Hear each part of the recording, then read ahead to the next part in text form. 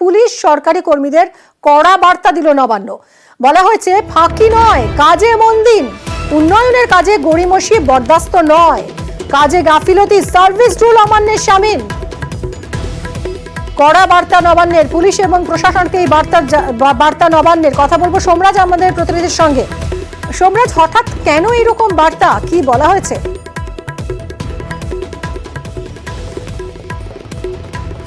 দেখো, রাজ্যের মুখ্য সচিব মনোজ পন্থ আজকে কিছুক্ষণ আগেই একটি মেমোরেন্ডাম জারি করেছে, যেখানে বলা হয়েছে যে কাজে ফাঁকি না দেওয়ার জন্য, কাজে ফাঁকি না দিয়ে নিজের যে অ্যাসাইনমেন্ট রয়েছে, নিজের যে দায়িত্ব রয়েছে, সেই কাজে মনোনিবেশ করার কথা বলা হয়েছে, শৃঙ্খলা পরায়ণভাবে কাজ করার কথা বলা হয়েছে।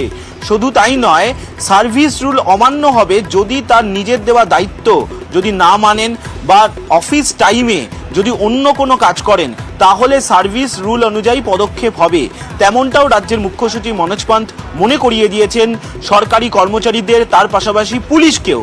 আজকের যে নির্দেশিকা রাজ্যের মুখ্য সচিব মনোজ পন্থ তা পুলিশকেও পাঠিয়েছেন, বিশেষ করে কলকাতা পুলিশের পুলিশ কমিশনারকেও এই নির্দেশিকা পাঠানো হয়েছে। সেই নির্দেশিকায় কি বলা হচ্ছে? নির্দেশিকায় বলা হচ্ছে অকারণে না জানিয়ে অনুপস্থিত থাকলে বা সরকারি কাজে কোনো গাফিলতি বা গড়িমসি হলে তা সার্ভিস রুল অমান্য করছেন বলে মানা হবে। পাশাপাশি আরও কি বলা হচ্ছে যে অফিস চলাকালীন নিজেদের কাজ দায়িত্বের ওপরই মনোনিবেশ করতে হবে।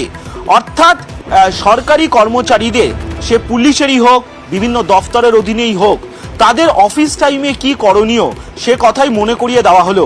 এর কারণ হিসাবে রাজ্যের মুখ্য সচিব মনোজ পন্থ নির্দেশিকায় বলছেন যে লোকসভা ভোট ও উপনির্বাচনের জন্য বহু উন্নয়নমূলক কাজের গতি কমে গেছে।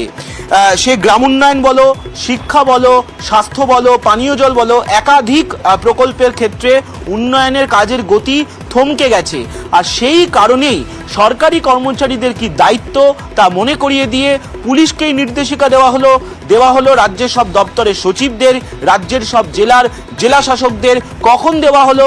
যখন সোমবার মুখ্যমন্ত্রী মমতা বন্দ্যোপাধ্যায় দুপুর 1টা থেকে বিভিন্ন দপ্তরের সচিব, বিভিন্ন দপ্তরের মন্ত্রীদের নিয়ে রাজ্য স্তরে প্রশাসনিক বৈঠক করবেন নবান্নে, তার আগেই এই নির্দেশিকা দেওয়া হলো, যা নিঃসন্দেহে গুরুত্বপূর্ণ, অন্তত সরকারি কর্মচারীদের মধ্যে, বিভিন্ন সরকারি দফতরের মধ্যে কাজের শৃঙ্খলা ফিরিয়ে আনার ক্ষেত্রে।